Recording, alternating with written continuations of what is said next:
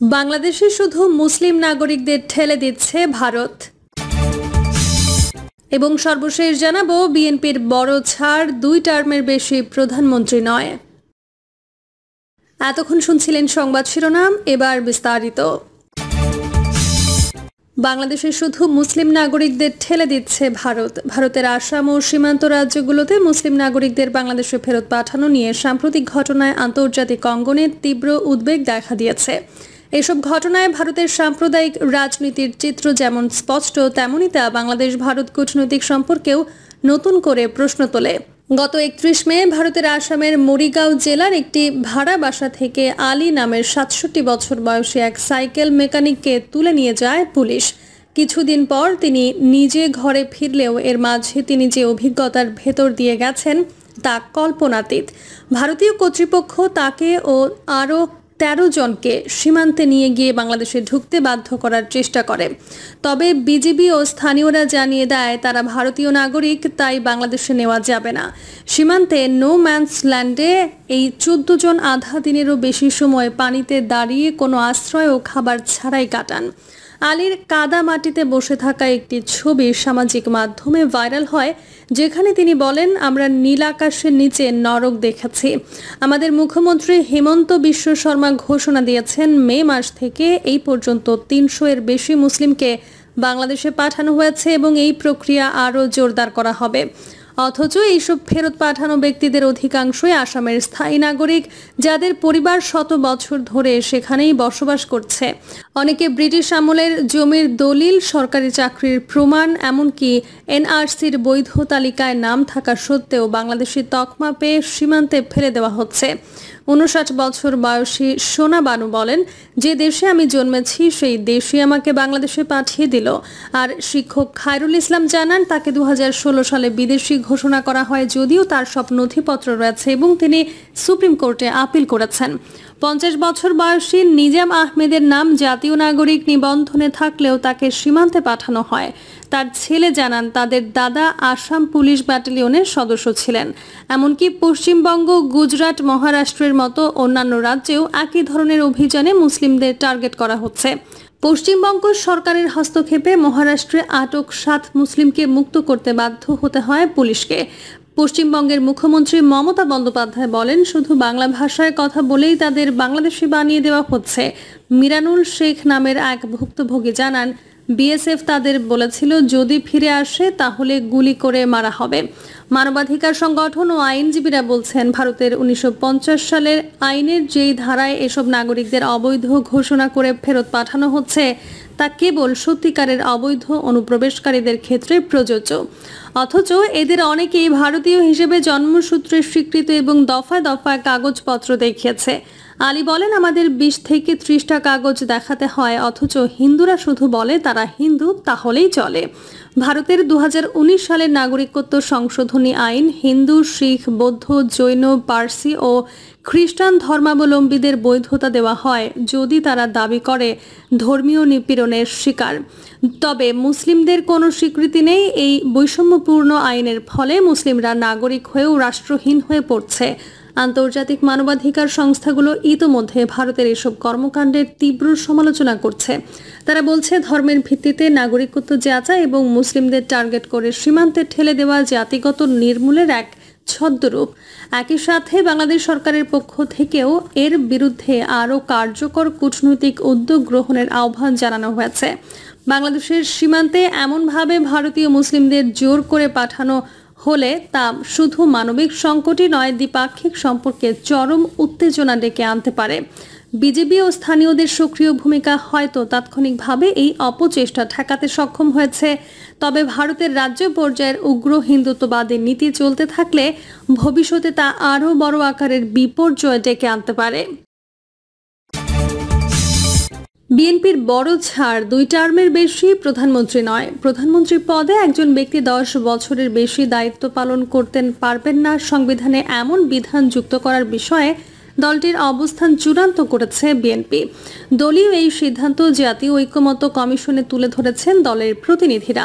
এ বিষয়ে অন্যান্য রাজনৈতিক দল একমত হলেও বিএনপির দাবি ছিল এক মেয়াদ বিরতি দিয়ে পরবর্তীতে প্রধানমন্ত্রী হওয়ার সুযোগ রাখার। এই ইস্যুতে বিএনপি বড় ছাড় দেওয়ার সিদ্ধান্ত নিয়েছে। সর্বশেষ মঙ্গলবার রাতে দলের স্থায়ী কমিটির বৈঠকে এই সিদ্ধান্ত হয়। এরপর গতকাল দলীয় এই সিদ্ধান্ত ঐক্যমত্য কমিশনের বৈঠকে জানিয়ে দেওয়া হয়। বিএনপি এই ইস্যুতে ছাড় দেওয়ার অন্যতম একটি ইস্যুতে একমত হলো সব রাজনৈতিক দল। ওদিকে সংস্কারের আরেক মৌলিক বিষয়ে সাংবিধানিক বিভিন্ন প্রতিষ্ঠানে নিয়োগ দেওয়ার জন্য জাতীয় সাংবিধানিক কাউন্সিলের মতো প্রতিষ্ঠান গঠনের সঙ্গে দলটি একমত নয়। এটাকে সংবিধানের সঙ্গে সাংঘর্ষিক বলে মনে করছেন নেতারা। স্থায়ী কমিটির বৈঠকে লন্ডন থেকে ভার্চুয়ালি যুক্ত হয়ে সভাপতিত্ব করেন দলের ভারপ্রাপ্ত চেয়ারম্যান তারেক রহমান। বৈঠক সংশ্লিষ্ট সূত্র জানিয়েছে, সংস্কার বিষয়ে জাতীয় ঐক্যমত্য কমিশনের সঙ্গে গত কয়েকদিনের আলোচনার বিষয়ে রিপোর্ট বৈঠকে তুলে ধরেন বিএনপির স্থায়ী কমিটির সদস্য সালাউদ্দিন আহমেদ। আলোচনার পর সিদ্ধান্ত নেওয়া হয় একজন ব্যক্তি সর্বোচ্চ 10 বছর প্রধানমন্ত্রী পদে থাকতে পারবেন। ওদিকে নারীদের জন্য 100 আসন এবং সংসদের উচ্চ কক্ষের সদস্য সংখ্যা 100 জনের বিষয়ে বিএনপি ইতিমধ্যে একমত পোষণ করেছে। প্রধান বিচারপতি নিয়োগের ক্ষেত্রে জ্যেষ্ঠতম 2 জনের মধ্যে যে কোনো একজনকে নিয়োগের বিষয়ে একমত হয়েছে দলটি। ওদিকে বুধবার জাতীয় ঐক্যমত্য কমিশনের বৈঠকে রাষ্ট্রীয় মূলনীতি, প্রধানমন্ত্রীর মেয়াদ এবং এনসিসি নিয়ে আলোচনা হয়। আলোচনায় রাষ্ট্রের মূলনীতি নিয়ে এখনও রাজনৈতিক দলগুলোর মধ্যে ঐক্যমত্য হয়নি।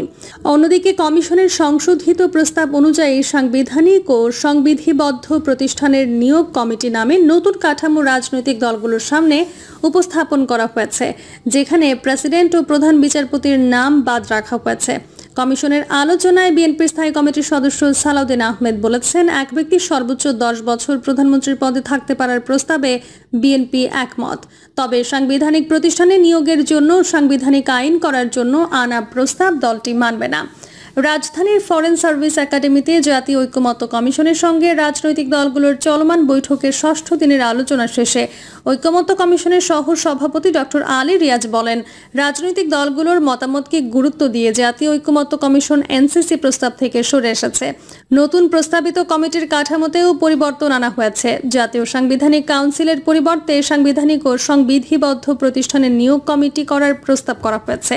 এই কমিটি শুধু সাংবিধানিক ও সংবিধিবদ্ধ প্রতিষ্ঠানগুলোর নিয়োগ কার্যক্রম পরিচালনা করবে। অ্যাটর্নি জেনারেল ও 3 বাহিনীর প্রধানের নিয়োগ এই কমিটির অন্তর্ভুক্ত হবে না। অধ্যাপক আলী রিয়াজ বলেন, আজকের আলোচনায় রাষ্ট্র পরিচালনার মূলনীতি এবং প্রধানমন্ত্রীর মেয়াদ নিয়েও আলোচনা হয়েছে।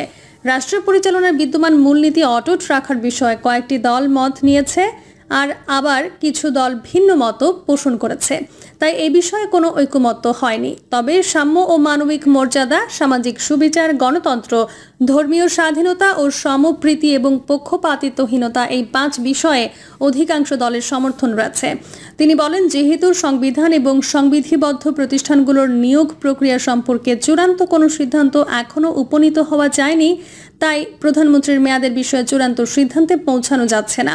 বিএনপির স্থায়ী কমিটির সদস্য সালাউদ্দিন আহমেদ বলেন, আজকের আলোচনার বিষয় ছিল রাষ্ট্রের মূলনীতি, সাংবিধানিক ও সংবিধিবদ্ধ নিয়োগের জন্য একটি কমিটি, আগে যেটা এনসিসি ছিল সেটার একটি নতুন নাম এবং প্রধানমন্ত্রীর মেয়াদ সংক্রান্ত বাকি বিষয়গুলো এজেন্ডায় থাকলেও আলোচনা হয়নি। সংবিধানে রাষ্ট্র পরিচালনার মূলনীতি হিসেবে সাম্য, মানবিক মর্যাদা, সামাজিক সুবিচার, গণতন্ত্র ও ধর্মীয় স্বাধীনতা এবং সম্প্রীতি, এই কথাগুলো উল্লেখ থাকবে।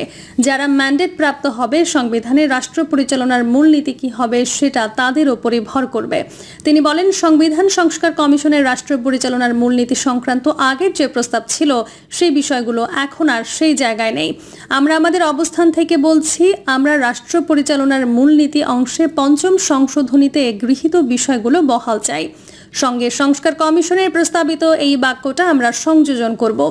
তবে এই বিষয়ে ঐক্যমত্য প্রতিষ্ঠা হয় নাই। তিনি বলেন, আগে যেটা এনসিসি ছিল এটার ক্ষেত্রে সংশোধিত একটি প্রস্তাব উত্থাপন করা হয়েছে, তা হলো সাংবিধানিক ও সংবিধিবদ্ধ নিয়োগ কমিটি। ওনারা একটি প্রস্তাব করেছেন, তার মধ্যে প্রধানমন্ত্রীর স্পিকার, নিম্নকক্ষের স্পিকার, উচ্চকক্ষের বিরোধী দলীয় নেতা, প্রধান বিরোধী দল ছাড়া অন্যান্য দলসমূহ একজন প্রতিনিধি, রাষ্ট্রের প্রতিনিধি, প্রধান বিচারপতি কর্তৃক মনোনীত আপিল বিভাগের একজন কর্মকর্তা রয়েছেন। এই কমিটি সাংবিধানিক ও সংবিধিবদ্ধ নিয়োগ এবং অন্যান্য পাওয়ার ফাংশন আগে উদ্ধৃত ছিল।